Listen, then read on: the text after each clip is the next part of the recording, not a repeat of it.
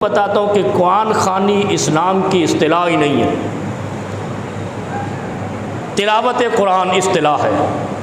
यतलुल कुरान, कुरान पढ़ो, इक़राअल कुरान, कुरान पढ़ो।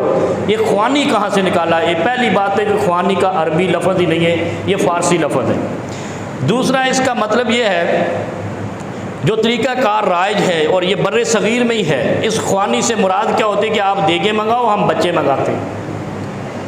और बच्चे कौन से होते हैं? कोई बड़े नहीं होते, छोटे छोटे होते हैं। और वो आप कहते हैं कुरान पढ़ो, किसी ने पढ़ा, किसी ने नहीं पढ़ा, किसी ने वर्क उल्टे, किसी ने टाइम पास किया और कुरान की इंसल्ट हुई। बजाय इसके कि आपके घर पे या आपके दुकान पे रहमत आए, अल्लाह की नाराज़गी आ जाती है।